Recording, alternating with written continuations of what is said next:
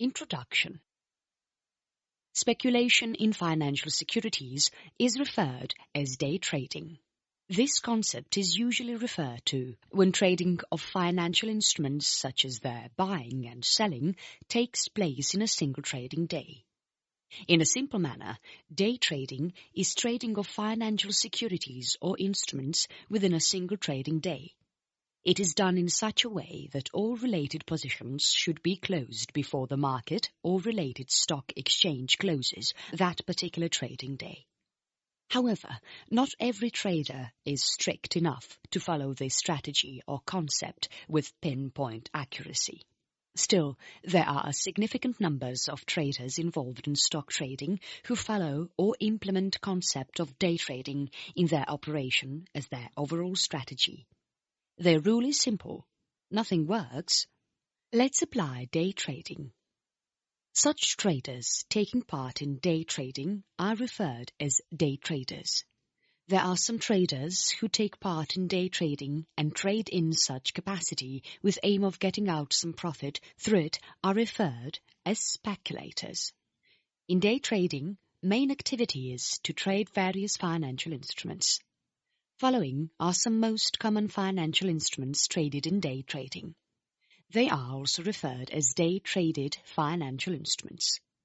Stocks, options, currencies, host of future contracts, equity index futures, interest rate futures, currency futures, commodity futures.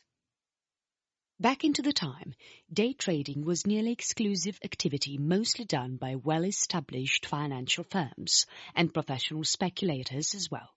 Most of the day traders are employees of various banks or investment firms. These employees are assigned as specialists for managing funds and equity investment. Nowadays, it is not an exclusive activity that is performed by limited parties as done in the past. Technologies such as electronic trading and concept of margin trading have encouraged this activity to become more common, and it can or is done by almost any common trader nowadays. Chapter 1. Characteristics of day trading. Scalping is an intraday technique used by some day traders. In this technique, traders usually hold a particular position for a few minutes only. Sometimes this time span is even of seconds only.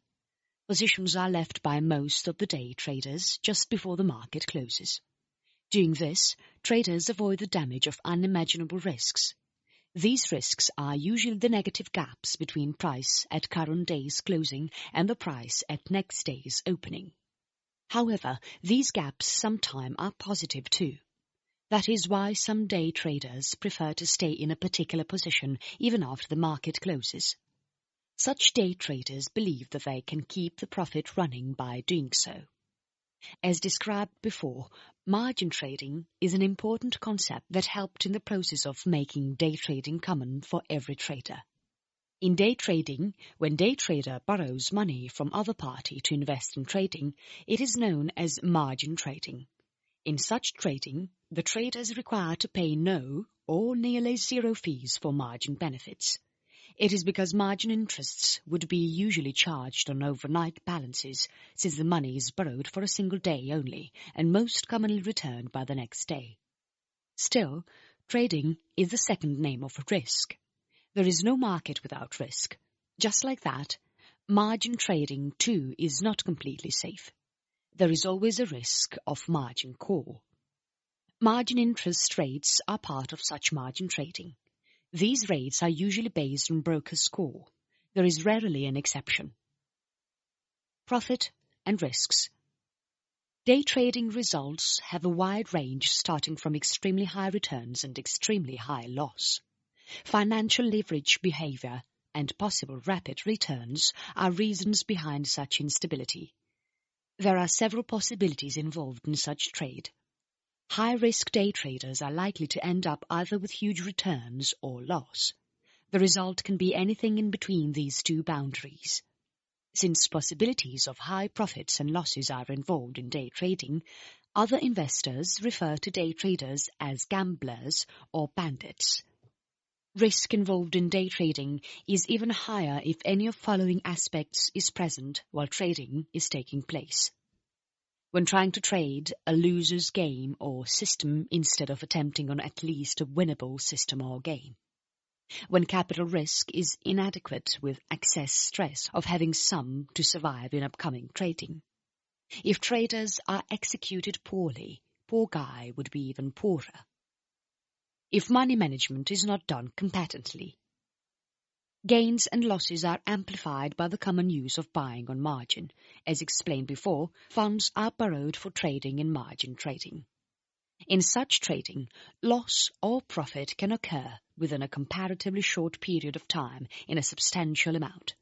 Moreover, to take maximum possible advantage of such day traders, they are allowed with bigger margins by most of the brokers, since interest rates are based on broker score. Let us explain this term with a quick example. In USA, in order to hold a stock position overnight, margins are required to be at least 50% of value of the stock. Despite that, pattern day traders are allowed by most of the brokers to keep these rates as low as 25% for intraday purchases only.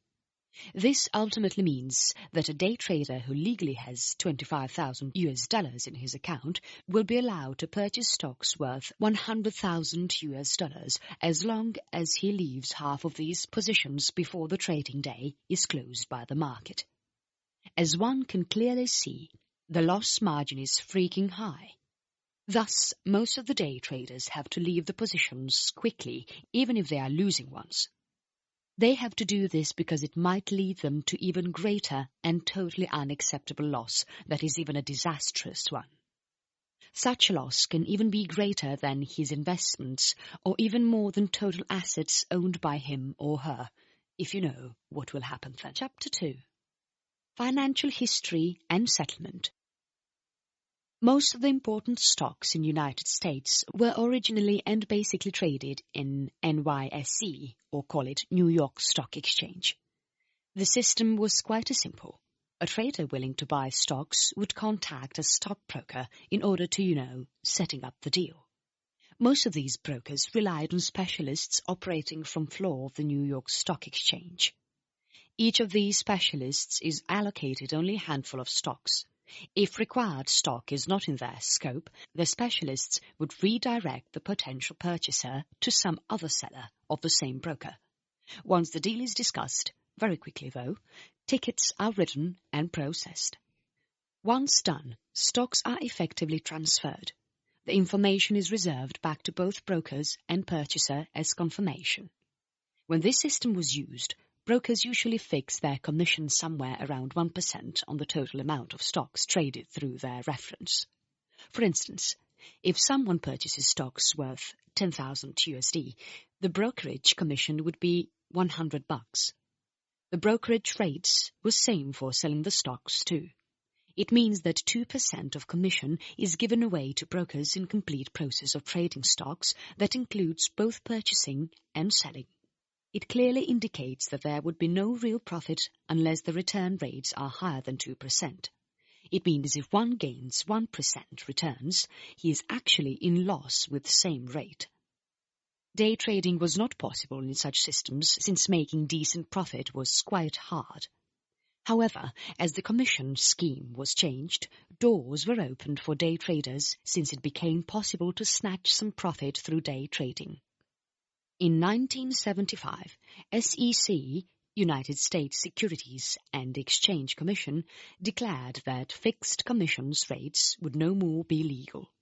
It forced brokers to offer discount and also for reducing their commission rates to stay in competition with others and keep up the same pace as they used to do in the old system. Financial settlement.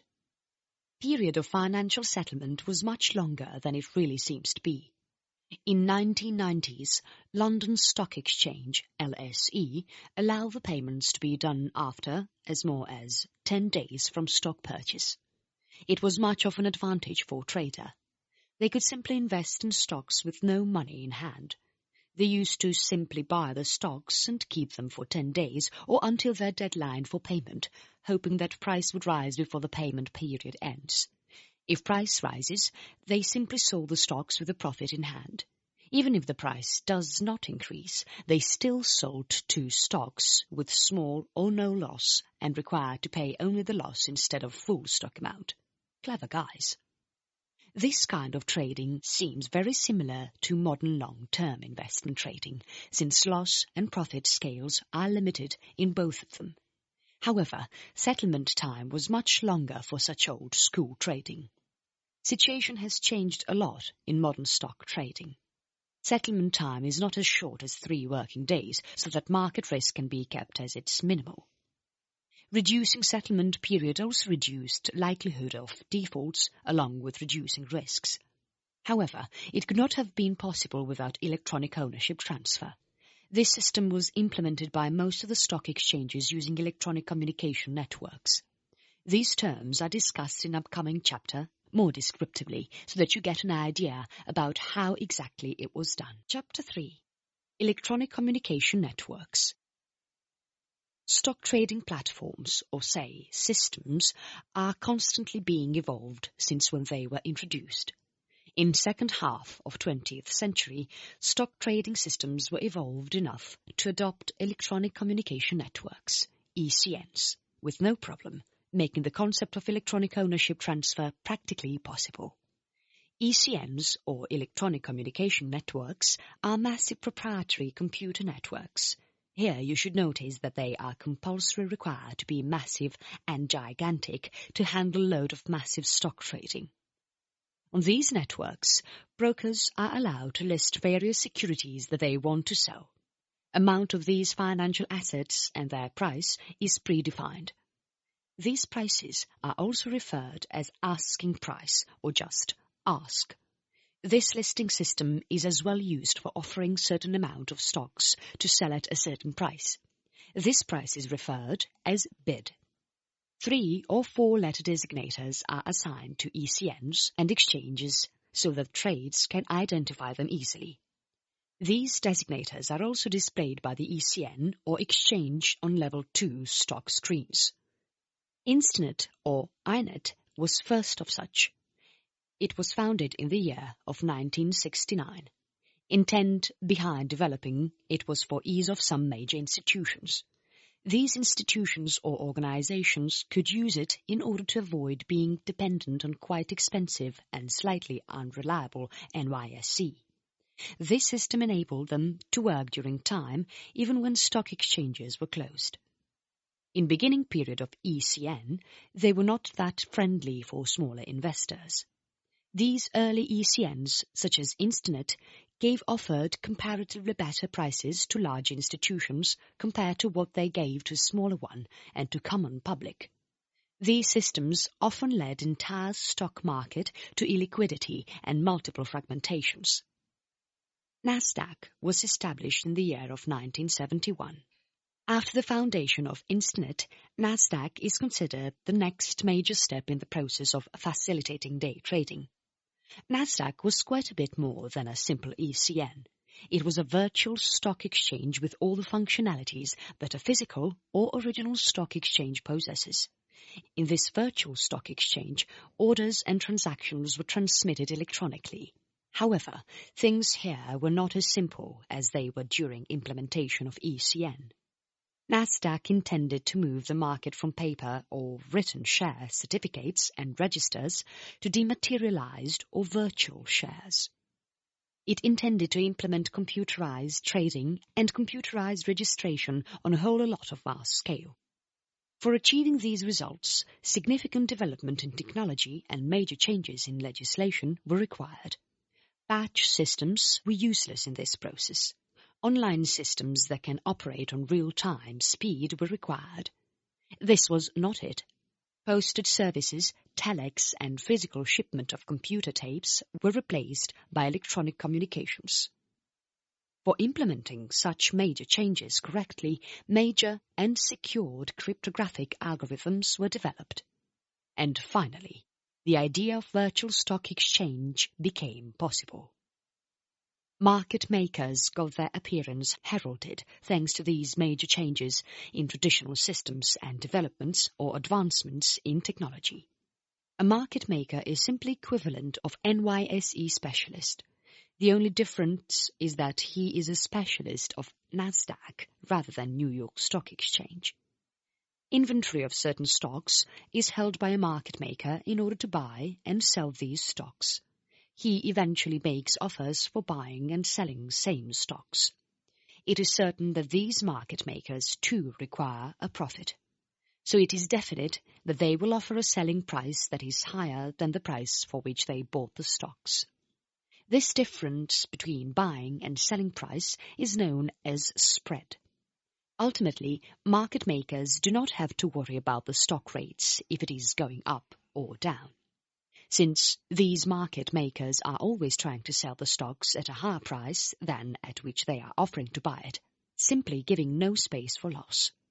However, it does not mean that they never go in loss. If they keep their trend persist in a single direction, it will eventually lead them to loss. However, their overall strategy is positive and always leads them to profit regardless it being major or minor one. If it wasn't, they would have moved out of business long ago. Talking about current situations, there are around 500 firms playing their role as a market maker for various ECNs. Each of them form a market that encompasses as low as 4 and as more as 40 different stock markets within it. These market makers were allowed for offering much smaller spreads on electronic communication networks compared to NASDAQ. In this system, the difference between major investors and minor investors was persisted. For instance, a small investor was charged with $0.25 spread, and a major institution was charged only $0.05 spread. For example, the minor investor would buy stock at $10.50 and get $10.25 for it. On the other hand, an institution would pay $10.50 for a stock and get $10.45 upon selling it. The final revolution in field of financial trading took place in the time span between 1997 and 2000. These 3 years might sound shorter, but brought some major changes in this field. This period is known as technology bubble. It will be broadly discussed in upcoming chapters. Chapter 4. Technology bubble. SEC decided to adopt order handling rules considering stock market crash in 1987. According to these rules, market makers were required publishing their bids and asks on NASDAQ. Another rule set was implemented under the name SOES, standing for Small Order Execution System, according to which if market makers want to buy or sell stocks less than 1001, they are required to do so at their listed bid and ask prices. This system triggered rise of some small group traders called SOES bandits. What these people did was buying and selling small orders of stocks to market makers before the actual prices are listed in order to snatch a decent profit through it.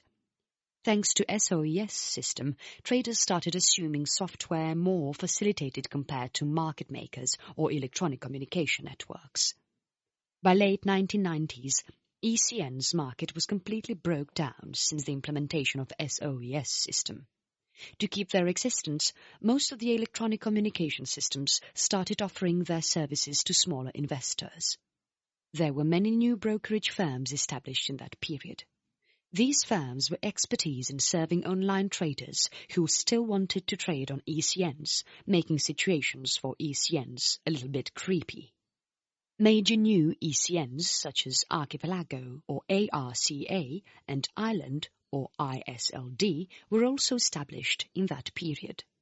Eventually, Archipelago managed to be accepted as a stock exchange. NYSE offered merging offer to Archipelago, which they would have delightfully accepted. However, this could not happen since resistance was rose by some members of New York Stock Exchange. In the year of 2005, NYSE ended up purchasing Archipelago Stock Exchange, ultimately plummeting the commissions. Here is a quick and quite extreme demonstration. Let us consider an online trader is buying $3,000 worth stock in the year of 2005. he paid commission of around $10. For same stocks, he would have paid commission of $3,000 back into the year of 1974. To make situation clearer, in 2005, the trader was able to buy the stocks within an instant and for a comparatively cheaper price. By that time, ECNs were constantly in a flux-like situation. In this period, many new ECNs were formed. On the other hand, most of the existing ones were either bought or merged by major stock exchanges. As the year of 2006 came to an end, following major ECNs to individual traders were there. Instinet. They bought Ireland 4 years ago in 2002. Archipelago. However, it is bought by NYST and technically is an exchange, or a part of one, rather than an ECN. The Brass Utility, or BRUT. The Super.ECN that is now superiorly used by New York Stock Exchange. There were multiple factors and combinations of theirs, thanks to which day trading has become practically possible in stock exchanges and stock derivatives. Thanks to lowered commissions, small firms or smaller individual investors can now make multiple trades during a single day. Favorable profit can be snatched through quick trading provided by ECNs that get completed in an instant. Decreased spread and liquidity have also played a major role in this process. Spreads for high-volume issues such as Intel or Microsoft is as small as $0.01, so that all it takes a change of few pennies in price for a trader to cover commissions and grab some profit. Extreme bull market in technological issues during 1997 and 2000 stretched capabilities of individuals for day trading even wider. These issues are known as dot-com bubble. During these 3 years, Nasdaq jumped 1,200 to 5,000. This was a period in which multiple newbie investors with zero market experience jumped in and made significant amount of profit by simply investing into stocks in the morning and selling them in the afternoon for 400% returns or margin rates. Unfortunately, this bubble burst in the month of March in 2000. Nasdaq crashed from 5,000 to 1,200 once again. Many inexperienced traders lost money much faster than they got it during this period of buying frenzy. Despite of it being possible to make fortune in that period by shorting or playing upon volatility, many small and inexperienced traders completely broke down. Stock trading began to rise by the end of 1990s. Along with them, many market makers used electronic trading platforms for providing foreign exchange and derivative day trading. There were multiple benefits for day traders from such platforms. They got access over decentralized markets such as forex trade and also over global markets such as contract for difference through derivatives. In beginning, most of these first were UK-based. Later on, US started restricting or prohibiting such activities involving over-the-counter trading. It caused these firms to move somewhere else where restrictions were a little to zero level. Trading on margin was provided by most of these firms. With such platforms, day traders were allowed to take over a large position with a comparatively small capital. However, with this ability came the increased associated risk. Talking about such famous platform, retail forex trading is famous among day traders thanks to the liquidity they provide. Moreover, it possesses a 24-hour market nature. Nowadays, it is quite a convenient way for day trading with small capital. Chapter 5. Techniques of Day Trading. In this chapter, various strategies are covered that are basically used by most of the day traders in order to cover profits. Other than these basic strategies, some day traders apply reverse strategies. These reverse strategies are also known as contrarian strategies. Such reverse strategies are most commonly used in algorithmic trading. By using such contrarian approaches, day traders attempt to trade against irrational behavior. Whatever technique these day traders apply, they have to make sure that their approach is flexible enough so that their techniques can be adjusted according to necessarily as required. Since the marketing conditions change constantly, traders should always be flexible to get settled in any condition. In some of these approaches, shorting the stocks is required instead of buying the stocks. In such approaches, stocks are borrowed by the trader from a particular broker, expecting that prices would drop so that he can purchase those shares at lower price. In such approach, there are a number of problems since shares are short sold instead of directly buying them. Broker have total complete over the process so that if he doesn't want to lend share for certain issues, he can call the lend shares back at any particular moment. Moreover, there are some restrictions on such approach in America. United States Securities and Exchange Commission have put some restrictions over short selling of such stocks. However, if the stocks are share of exchange traded fund, ETF, many of these restrictions do not apply on trade of such trades. Trend following. Strategy of trend following is used in almost any time frame. In this approach, it is assumed that if value of a financial instrument such as stock or bond is increasing constantly, it would continue to rise. If the value is constantly falling, it is assumed that it will continue to do so.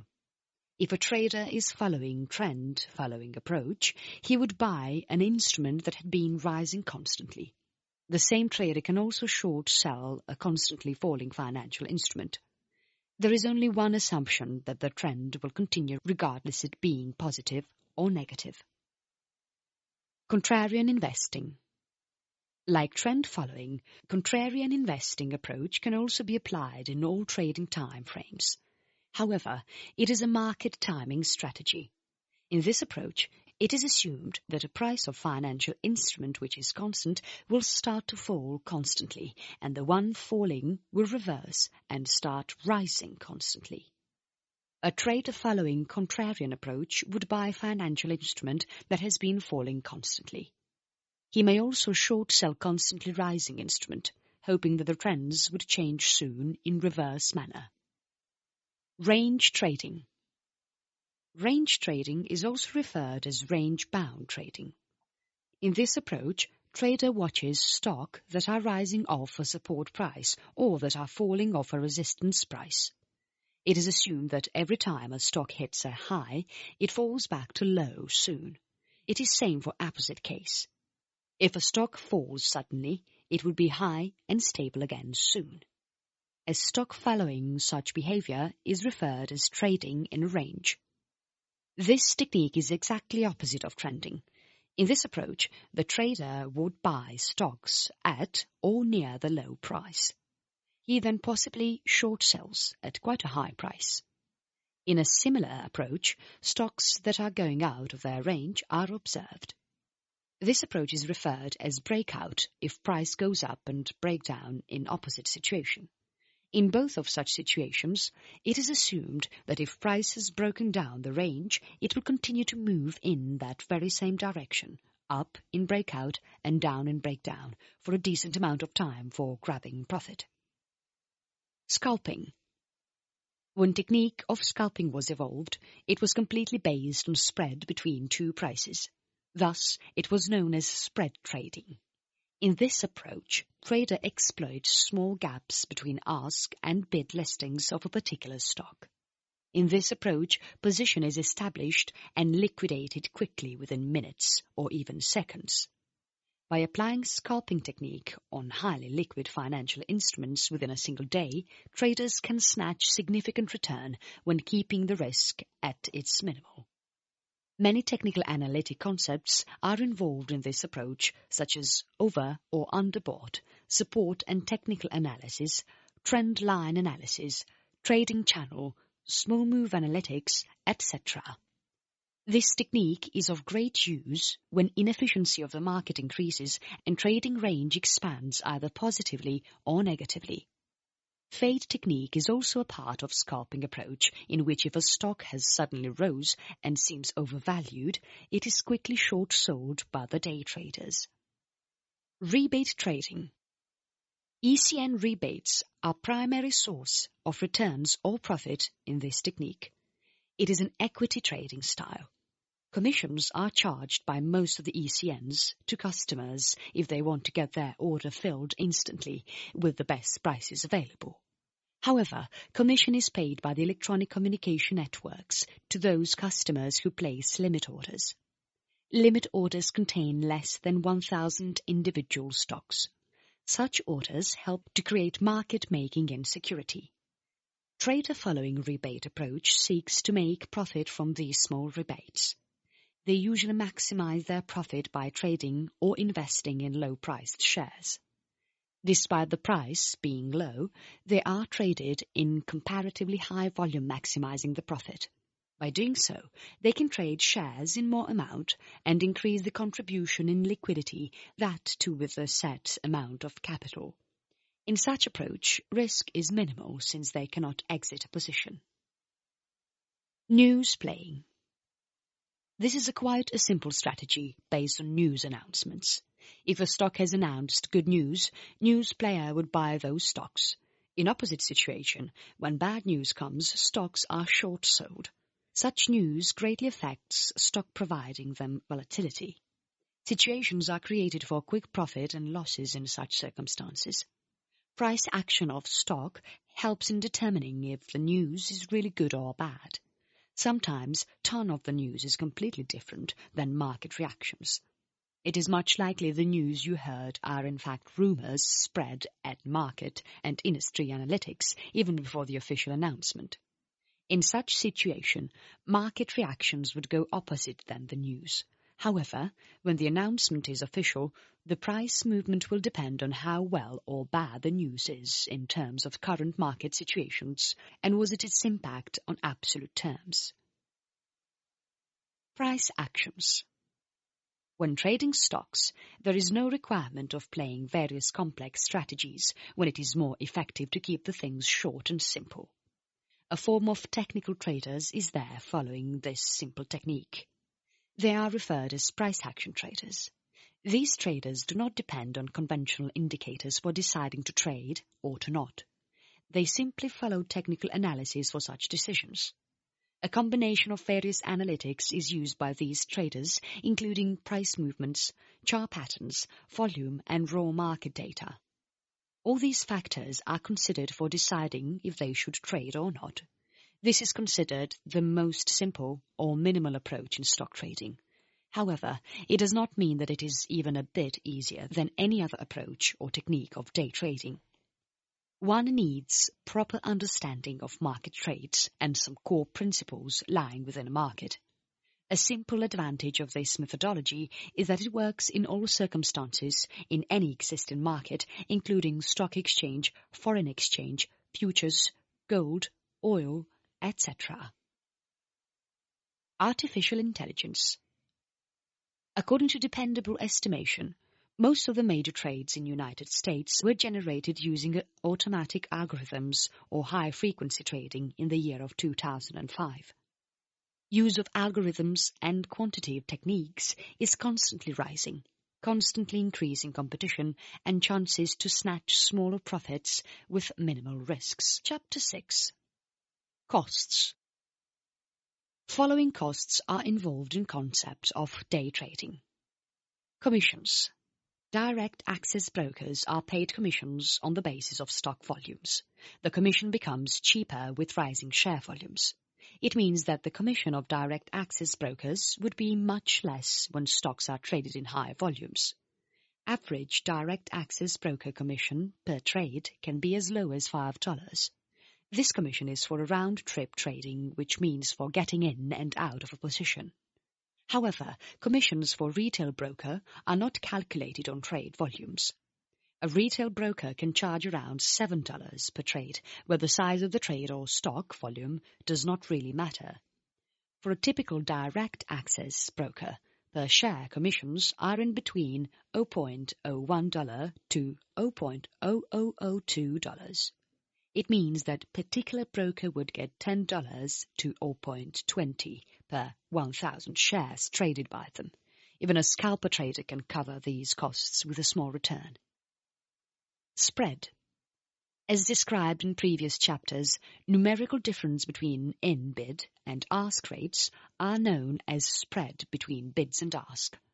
Bid-ask system is widely applied in worldwide markets, as prices are immediate market prices for buyers willing to quickly buy the stocks, where bid are real-time or market prices for sellers willing to quick sell their stocks. If someone executes a trade on listed prices, he will not definitely want to close it instantly, since the loss is definite in such situation. Since the bid price is higher than ask at any point, so quickly closing a trade would cause loss only. Many traders and market experts refer to bid and ask rates as two sides of a coin. It is also seen as trading bonus and cost according to circumstances for different parties and according to different strategies.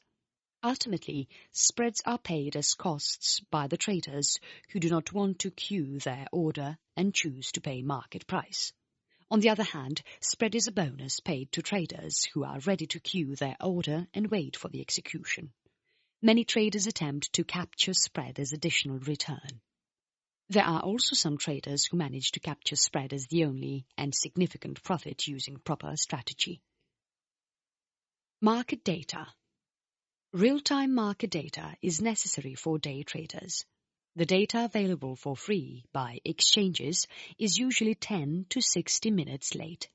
Respective stock exchanges demand certain fees in order to provide real-time feed on market data. These fees are usually included in brokers' charges. However, it is not a thing to worry about since these fees are comparatively low compared to cost of trading. These fees are sometimes waived as well intending for promotional purposes so that customers can meet a predefined monthly volume of trades. Meeting these requirements is not that hard. Even a moderate trader can easily meet them for getting free real-time data feed on market changes. Talking about raw market data, there are some heavily active traders who pay more for purchasing advanced data feeds. These feeds cover historical nature of market and are also capable of covering large range of stocks. They represent stability and instability of market in real-time speed. Some complicated charting systems and analytics tools are also some example of such advanced systems. These tools can cost from $10 to $100 monthly for attaining access. Chapter 7. Regulations and restrictions. Day trading is quite risky compared to most of the trading styles. Essential regulations are required so that brokerage firms confirm if the traders, which are their clients, are aware of risk involved in day trading or not, and also if they have prior experience of market before entering or not. Pattern day trader. To make day trading more neat in United States, Financial Industry Regulatory Authority and SEC applied restrictions to prohibit pattern day trader amendments. SEC gives proper definition for the term pattern day trader as following. A pattern day trader is a day trader that sells any business security within a day and repeats the same cycle 4 or more times in a business period of 5 consecutive days. Special rule sets are applied over day traders. He must maintain balance of $25,000 in his trading account. It is noticeable that these requirements are applied only on those traders using margin accounts.